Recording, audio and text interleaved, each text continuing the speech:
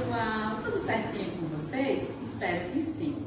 Pessoal, nós estamos aqui no projeto Farol das Gerações, através da Secretaria de Assistência Social do Trabalho e da Mulher, na pessoa da secretária Verônica Rocha, do prefeito Joaquim Beltrão e da vice doutora Dalvedite. Pessoal, hoje nós vamos falar sobre uma virtude que todo mundo conhece, solidariedade. E nesse momento de pandemia, a solidariedade tem que ser muito mais praticada do que falada. E quem vai falar, fazer essa reflexão junto com vocês, vai ser a assistente social Kátia Sueli Aguiar, do programa Farol das Gerações. Fala daí, Kátia.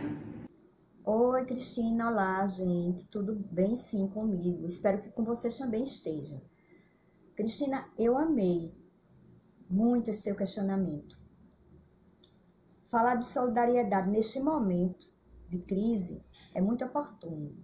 Seja em qualquer espécie, né? De crise, seja econômica, seja na saúde, né? Familiar, social, do modo geral. Sempre a gente ouve muito esse nome, solidariedade. Aparece com mais força neste momento de crise, né? E o que eu percebo é que hoje, com essa crise também na saúde, com essa pandemia, a gente está ouvindo muito falar voluntariedade, solidariedade, voluntário, seja solidário, seja voluntário, e as pessoas estão se colocando, ou seja, estão falando muito. E se o que se fala, se na prática, né, se fosse praticada com essa força que é falada, seria um ganho para todo mundo. Mas nem sempre isso acontece, né? Muito se fala e pouco se pratica. Mas a gente precisa, neste momento, de prática, né? Que seja realmente praticada esse sentimento. E solidariedade, eu digo aqui, eu entendo aqui como a própria constituição da palavra. Solidariedade como se doar mais, ajuda mútua, se doar, se prestar, né? De forma voluntária, ajudar alguém. Então, solidariedade aqui com esse espírito de doação, né, de presteza. Então, assim, e esse sentimento, essa prática tem como gênese, deve ser na nossa família, iniciar na nossa casa, na nossa família, no seio da nossa família, com nossos entes queridos, né? E ela se estender de forma que contamine, que se estenda ao Estado e à sociedade do modo geral. Então, solidariedade praticada, muito mais do que falada, né? É o que tem que se fazer, é praticar. Falar pouco e praticar mais. E dentro da nossa casa, neste momento, eu quero assim destacar um grupo que precisa deste nosso olhar diferenciado, com mais atenção, né? Diferenciado, que é o idoso. Até pela sua condição física, né? Vulnerabilidade física, pela sua perda de diminuição de funcionalidade corporal, como também pela sua condição de grupo de risco frente a essa pandemia. Então, é necessário que esse idoso está necessitando muito mais dessa prática de voluntariedade, né, de solidariedade nossa.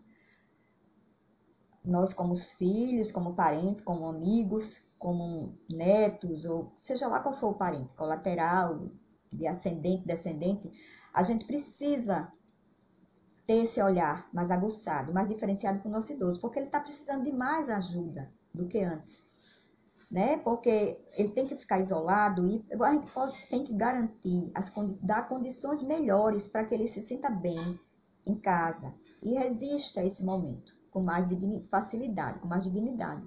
Então, a gente tem que se prestar, você neto de ajudar o seu avô, né?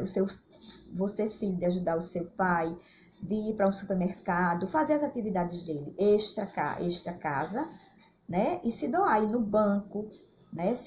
Prestar essa solidariedade, porque a gente vê tanto nos supermercados, os idosos ainda indo fazer feira, fazer compra, isso porque às vezes o próprio filho ou neto não se dispõe aí no lugar dele. Então, deixa ele naquela condição de vulnerabilidade, onde ele deveria estar em casa guardadinho.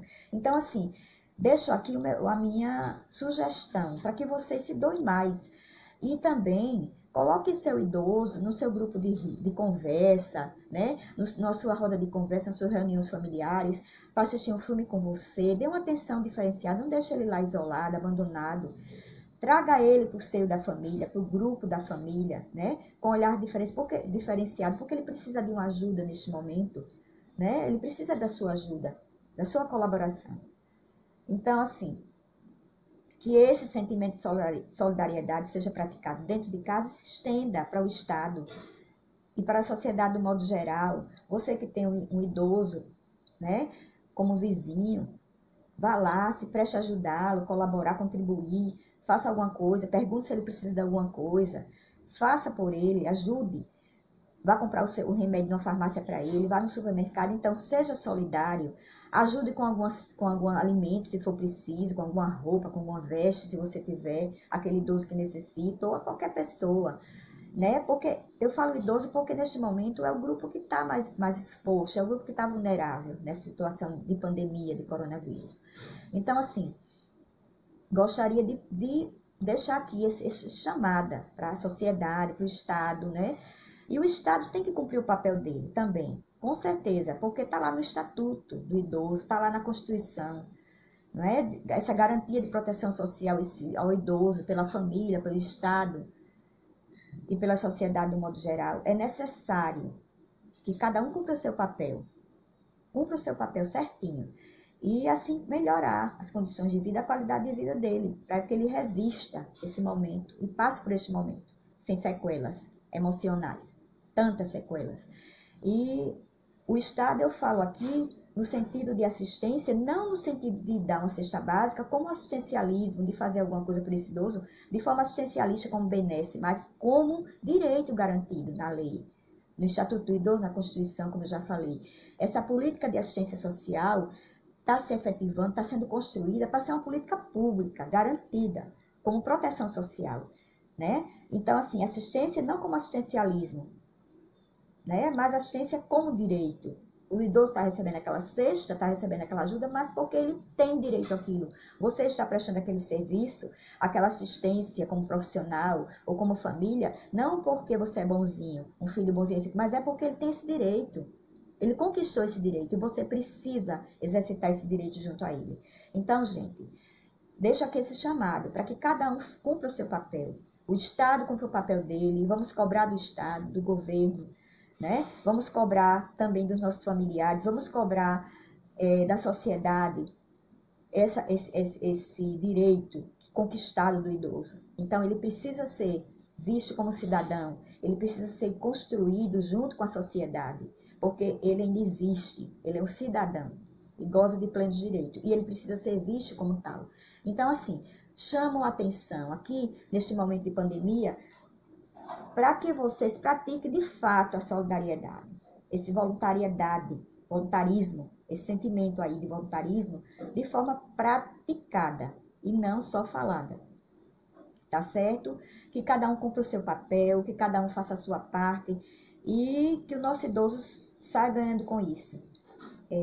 Deixa essa reflexão básica e peço que vocês cumpram de fato, junto com a sociedade, familiares e Estado, cada um fazendo sua parte, volto a dizer.